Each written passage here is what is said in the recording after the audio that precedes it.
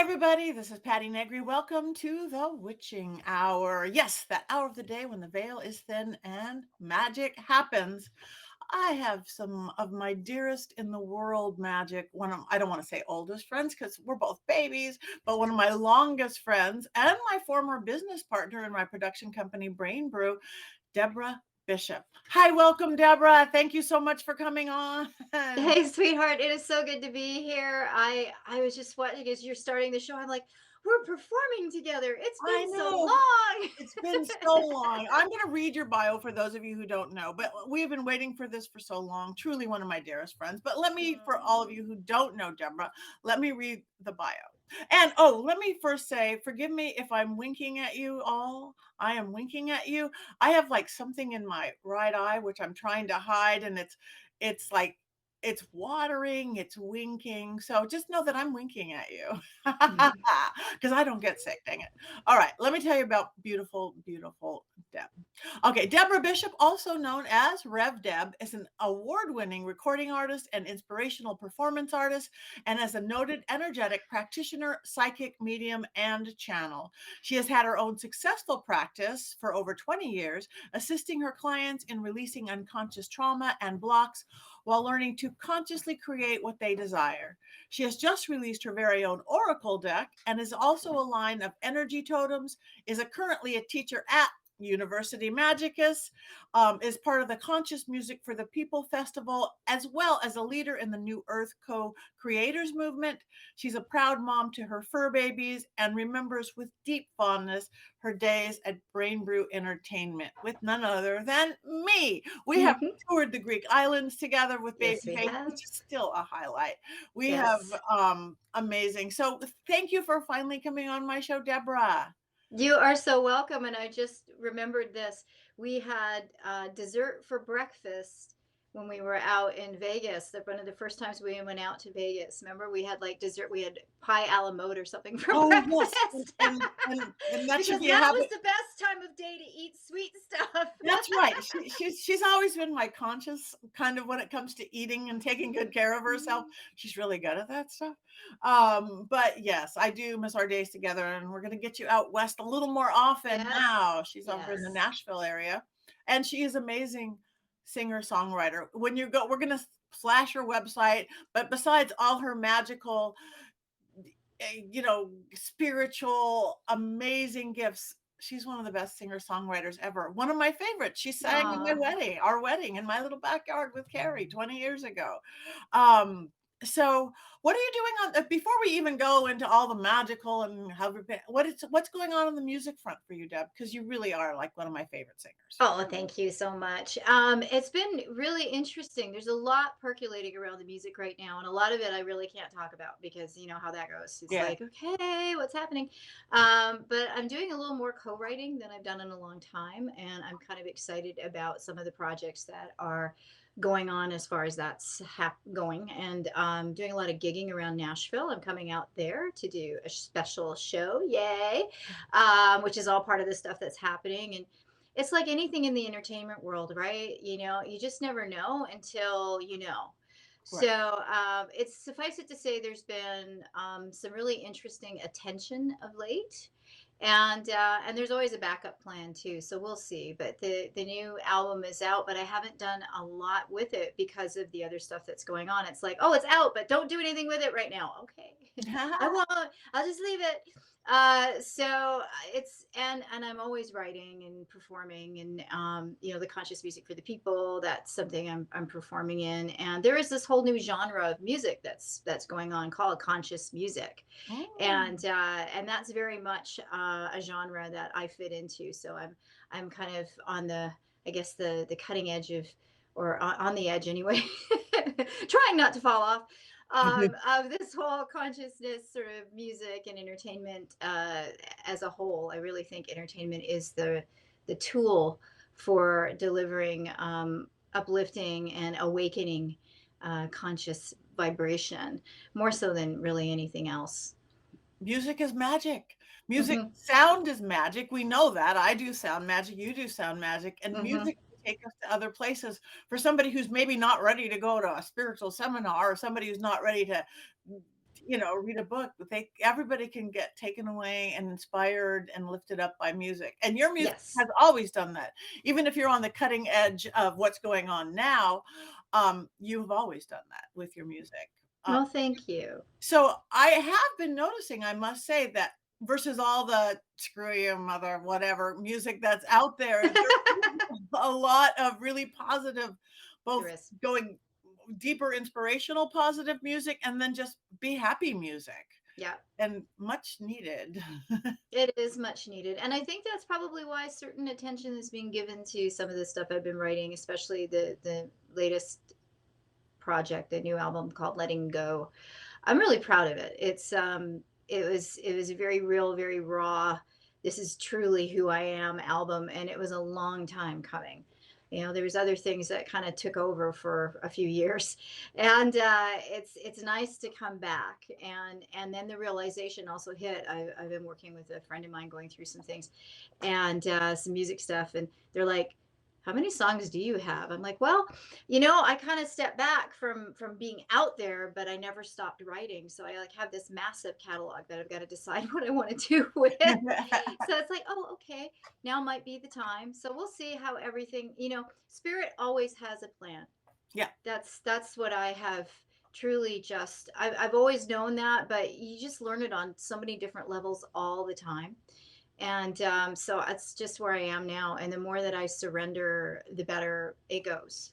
So I just surrender as much as possible. However, I will say there's this fine line between surrendering and just like zoning out. Yeah. Oh, We yes, have to. it's the dance. You talk about it all the time.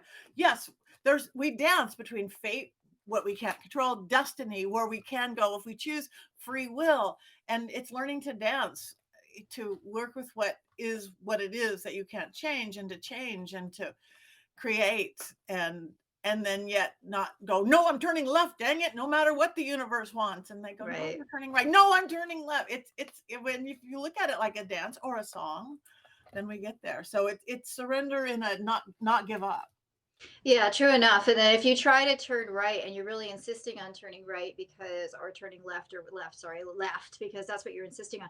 It's kind of interesting that when you go to make that left, finally, you're like, no, forget it. I'm not listening to anything. I'm going left.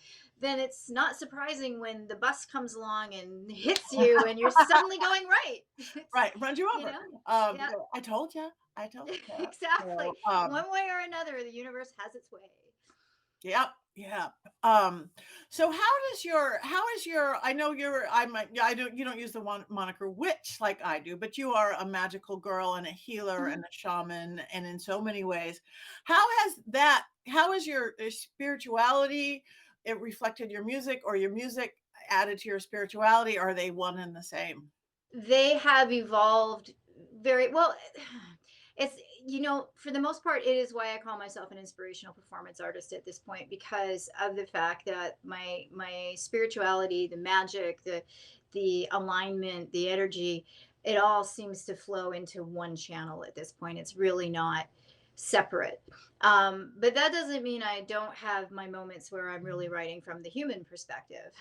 I just wrote a song where it's one of those. I'm thinking of releasing an EP called Unrequited, because there are things that in love and relationships and stuff that don't always work out. And I do tend to write from the perspective, even when it's deeply painful, that there is a light at the end of the tunnel, that that there is strength, there is a lesson in it, there is a blessing in it. And but that doesn't say I don't. Cats, aren't they fun? I I expect know. Lily to He be never walking does. across. It's one of those days. I'm winking at people. My cat is going crazy. I've got Yeah. a dog snoring behind me, so don't worry about it. Um, but it's like, where was I? I got lost. Okay, of love, unrequited love, Oh, relationship. unrequited, because there's still the human part of it. There's still the side that's sort of like F you, which is not always the most spiritual perspective, but yet I think it is, because when you purge the emotion, you're not carrying it. And then when you're not carrying it, you're not actually contributing to the anger that can exist. So I think it's a very healthy thing to purge. So I have some songs that are definitely purging on that level. And so the album Unrequited is, I won't say it's away from my magic, if you will. It's just a different form of it. It's a release. It's a catharsis. So they intermingle a lot. However, sometimes the human side of me has its say. Oh, there you go. Yes, There it is. Use it to be it. magic. Let it go. And that is actually my art. She It is is on the also a cover. beautiful artist. I actually do have your art up in my office. Um, Very pretty, very colorful, lots of hearts, just like that, because that's who you are. Hmm. Um, so, and again, I was saying now you're one of our very, very loved teacher at University Magicus. What kind of Thank stuff you. do you teach? Uh, It's a wide gambit. It's a wide swath. I've done work with shamanism. I've done stuff chakras. I've taken people on the journey to the Akashic records, and I'm just about to start a series that I think is so important to everybody on a spiritual path, and that is really the sort of the spiritual, the high path, sacred path with money, and having a relationship to resource. Because I have had the honor of working with a lot of spiritually minded entrepreneurs, if not spiritualpreneurs, and they have big vision, big dreams, but they don't necessarily have a good, healthy relationship to resource. And if you right. have big vision, you need big resource. So I'm really thrilled to be able to bring that to the University Magicus because I think it's an important part of that balance between the half human that actually, money is a good thing, and the spirit, that's there doing all these really beautiful realities. Because I mean, let's face it, from sort of the alternative perspectives, no matter what philosophy, whether you're a witch or whether you're I don't know what else, a reverend like I am, or what, there's always that idea that spirituality within you, that's somehow sacred, and that has nothing to do with material things. And in fact, a lot of people still have that ingrained in their own Yeah. DNA, that that's not, that doesn't go together. You give that stuff away, and that's so not the way it That's so not works. true. That is so Mhm. not true. And luckily that is starting to change a little, but it still holds true. So, oh, but it's for spirit, it's for God or gods or Right. whoever you work with. Your aliens like, no, your plumber gets paid. Yeah, money. Exactly. Your brain surgeon get paid and make money, and this is our career and our job and all that. So, yeah, that's a really good thing to do because so many people we think you have to struggle. It's like you haven't made Mhm. the thing to go be a monk and live on a mountain and give up all material goods. That's not part of the deal unless you so choose to be a monk and go to the mountain and live in the woods. Exactly, and that's a very valid choice for somebody. Yeah. It's not mine, but and I know, and because we both have entertainment in our background, we have spirituality in our background. I mean, that's a double whammy for individual starving artists. Right. We Spirituality better, is a gift, and it's like, no, we have to come to a place. I mean, let's face it, it's just, it would be lovely. And the New Earth co-creation is all about, it has its own economy, and it's not barter; it's actually money. And it looks for a different way to support one another inside a financial system. Because even though I really truly know in my heart of hearts, and somewhere in timelines on some other dimension, and some other life probably, that equal value is very much what we could have, saying that I'm alive, you're alive, therefore we deserve to be alive. So, if I like designing dresses, I'll make you a dress, and if you like making bread, you'll make me bread, and that's just how we exist. We all work together. We're not there, yeah. right? It would be lovely to be there, but we're going to probably have to cross a few bridges to get to that. So, having a healthy relationship to money is the same thing as having a healthy relationship to your spouse. it's Yeah. it's important. Yeah, it is very, very important because it's energy. People think it's like we have done that too. We've turned it into the almighty dollar. Hmm. It's not an almighty, it's an energy source. It's like what used to be shells or rocks or anything else that, or like the old barter system, but we make it that it has to be hard and difficult and dirty and ugly, and it's just Well, and what do people say too? They go, "Oh, it's all about money." Blah. And it's like, no, no, no, no. What's happening in the world today is not all about money. It's all about greed. And that's a very different thing. very, very different thing. Very different thing. So Hmm. speaking of this crazy world that we've been in, and we're slowly, hopefully, maybe coming out of the age of COVID and pandemics, which I personally think it was a big wake up call, literally, Yeah. the heavens going, go to your room and stay there for 2 years until you figure out what's Go important. stand in the corner. And don't come out because you can't, because you're naughty, because you guys are asleep. So what do you think that has done? You think it's been more positive, more negative, not affected at all the consciousness of our planet? I think it's had, as with all things, there's this great duality, right? I think for some folks it was a massive wake up call, and it really brought them to another level of, okay, I need to start looking at what I'm really creating for myself in my world, and how this is contributing to everybody else's experience, and how I can be the best that I can possibly be. I think for a percentage of the population, it definitely did that. But I also think there's the other side of that. The pendulum swings in both directions. I think that it also reinforced for a chunk of individuals a lot of fear, a lot of angst, a lot of derision and division, and that was probably the part for me that made me really sad about it, was that, oh, here's another way for people to now take sides and fight with one another. And um, and that, as much as I enjoyed the reality of like neighbors getting along with neighbors and laughing and children riding their bikes up and down the street and just stuff that I just hadn't remembered seeing in such a long time, people honoring, respecting, and just whatever. And I had a very different experience of it being in Nashville than you would in Yeah. LA. Um, but it was also the ugliness. Like it was really this huge representation of what are you choosing to focus on, and who are you going to be in the midst of all of this. It was really an amazing opportunity for that. And I think where the consciousness probably was raised, hopefully the most, although sometimes I wonder, is just how nature can thrive so beautifully without us, so beautifully without us, right? Without us. I Without know. us. I And it just remember doesn't work in the other direction.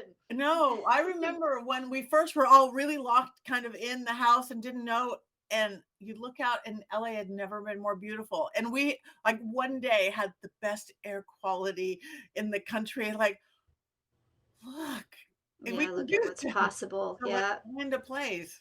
I remember looking up at the night sky once because, walking the dogs, I still walked the dogs and stuff.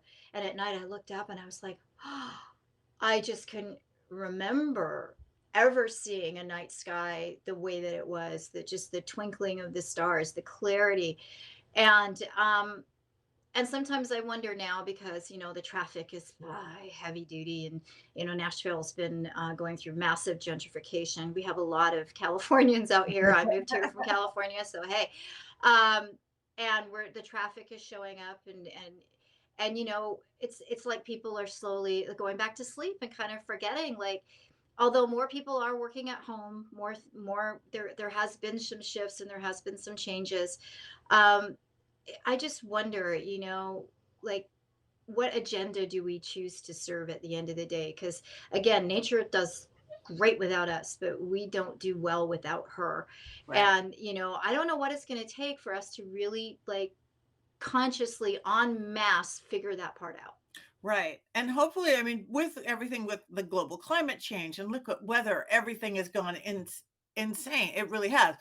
It snowed in Hollywood. It snowed on my hill. And I was in Australia at the time, but That's so it, it's crazy. the flooding, the fires, everything. Yeah. I always say Al Gore said it would be this way. And if anybody remembers Al Gore from what, 15, 20 years ago, Mhm. but what we have to do is our consciousness back on the planet because we all can't fly to Mars. We're not, No, and nor should we be flying to Mars. Like that to me is ridiculous. It's like, okay, so what are we doing? It's like, okay, so we have these incredibly amazing, phenomenally wealthy, wealthy, wealthy people, like wealth beyond we've ever seen, and that's the other thing during COVID, that whole wealth exchange and how it really affected on that level is pretty intense. And so here they are, building rockets and doing stuff like that, figuring out how to like take their selves off to some other planet. And it's like, I don't even understand that. It's like it's such a disconnect. yeah. And it's my father had a thing, and he used to say it very crassly. I won't say it the same that way, but when I started to see this happening, I was like, huh, he wasn't really wrong. And again, I won't say it the way my father said it, because he said it sort of like a sailor. He was like, I'm in the lifeboat, Jack, to with you, right? And it was like, wow, that is part of what's showing up. But at the on the other side of this, Patty, there's also the reality of the fact that if we're going to really wake up, this is what it's the chaos is going to be there. We're going to see all these things. The veils are lifting. Yep. It's like the chaos is here, but chaos is also creation, right? It's like you throw a egg into a bowl with flour and butter and whatever else to make a cake, right? And if you have somebody that's never seen you do that, never seen an egg, never seen butter, an alien comes down to the planet, right? Never seen any of these things. And you show them the perfect whole egg and they're like, oh, that's so beautiful. And the beautiful white flour, oh, that's so beautiful. And then they smash it and you throw it in a ball and bowl and they're like, what have you done, right? They have no idea that in the mixing and putting it in the oven, what they're going to get is this beautiful whole cake.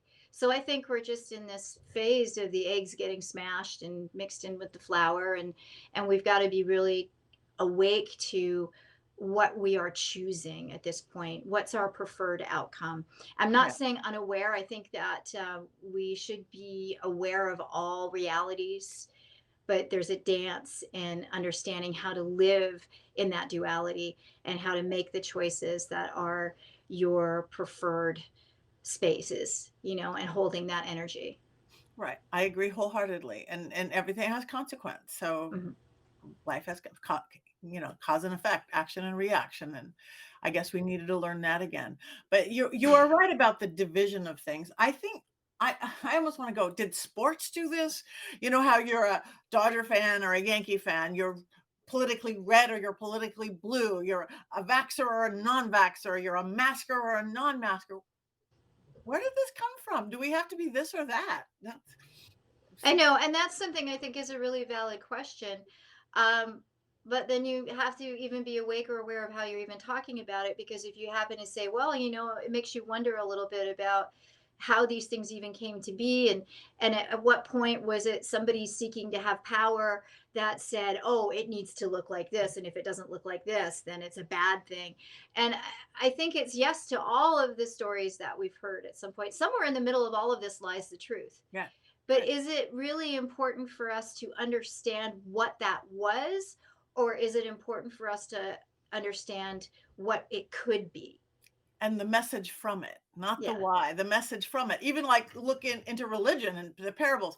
It's not, was that really happen? Did that magical thing really happen? Whether you're talking Judeo-Christian or Greek mythology or Right. Hindu or anybody else. The thing is, it was real, it wasn't real. It's the lesson you're supposed to get from all this. Mm-hmm. So really, Exactly. Learn the lesson and move on. I'm in this process of starting to put together what I hope will take off, which I know it will. I've seen it. It's like it's been banging me on the back of the head for a yeah, long time. I don't know about you, but spirit does that. It like yeah, knocks oh on yeah, me. yeah. Yeah, it's like, ow. Sometimes it's like, that's a little hard. But that's also to get me to pay attention. Because sometimes I'm very stubborn and I don't want to. I'm really looking at creating gatherings, and those gatherings really bringing people together to envision the future, to look at how to create a memory of the future with the same context that we remember the past, because I avidly believe that that's how we change things. As long as we are continually looking into the past and revisiting the past, then some semblance of the past is always here, it's always present. And I mean, let's face it, on some level, the way the world's functioning is not really working in our favor. And certainly it's not necessarily working in the favor of Earth herself. So we do have to do things differently. It's time. It's the new pioneers. It's time to break out and do things in a way that has never been done before. And that's kind of terrifying in its own right, because our survival impulse, right, is going, but we don't know how to do that. So no, warning, warning, Right. danger, Will Robinson. We don't want to go there. But yet that's actually where we require going. It's the only way that we're going to get to what's next and new and different. And that's actually the reason I got involved in the New Earth co-creators and so forth. I wanted to put myself into a conversation with other individuals who were considering that same possibility and wanted to create ritual and so forth around a new way of being, because it's only I wish it was the mass of people that were willing to be the pioneers, but in truth it's really not. It's the few that want to be the pioneers, and then it's the next chain beyond that, that is, oh, now that they sort of see that it's safe to go there, they're kind of coming in and lifting back to the others that are then coming in and lifting. And I think it's we're all very system oriented, so it's really about how do we invent this new system, how do we get there. And that's sort of where my whole being is at this point, from my artwork to my music to when I get a chance to speak or perform. I've been developing a new one woman show and just kind of looking at ways to get this message out, but in an entertaining, fun, and perhaps ridiculous way. I have like 4 little sock puppets that I've been making downstairs um, for this purpose, to be able to do little videos with sock puppets, not me, but a sock puppet talking about consciousness. Yeah. Why No, not? I love that you're doing that. I love sock puppets. I was a puppeteer when I was a little bitty kid with like sock puppets. But Hmm. no, we have to. I feel the same way about some of the TV stuff I do. Not my regular the ghosty stuff is the ghosty stuff, but when I'm on silly shows like Bad Girls Club or Pit Boss or all those like it's like is that like kind of lowbrow? No, it's you're gonna get to people who are gonna hear Yeah. you who would never hear it. They're not gonna read my book. They're not gonna know who they come to our classes. They're not gonna come see us speak. But it's getting to a whole other people that just make them think, just make them turn on a little light bulb. Just know that there's another way. There's a new hope. There's a new possibility. That's all I want. I don't care Hmm. if I have to roll on the floor making a fool of myself. I've done that a million times and will continue to do so. Yeah. Yeah. Kind of live for those moments, actually. We do live for those moments. And I must say, you guys, we had for years a production company. It still exists in the ethers, Brain Brew Entertainment, and we created interactive, which is now all called immersive. We were so ahead of the game. Immersive Immersive. entertainment. Yeah, we called it interactive entertainment. We did it all over the world. And brilliant writer, brilliant song. So ours was like Thank you. musical comedy sketch with a meaning. I mean, the meaning might have been, teaching ethics to oil men or, But we did it in a really good, uplifting, and inspiring way. exactly. It So was the ours was immersive. frequency. Yeah, even in a very corporate, non woo woo setting, Hmm. it's what we did. So Could you imagine now? Because now you can be woo woo. It's like, ooh. I know it's weird. Yeah, I might move back to LA for that. you might have to move back to LA. I was just in Australia being way too woo-woo and witchy in an extraordinarily corporate setting. I just worked with a Nice. girl this weekend in Texas who's has this huge corporate finance, teaches like diversity inclusion in like major airlines and major companies, and is this total woo-woo spiritual witchy girl, and they're all crashing together. Yep. Inclusion. Yeah. Yep.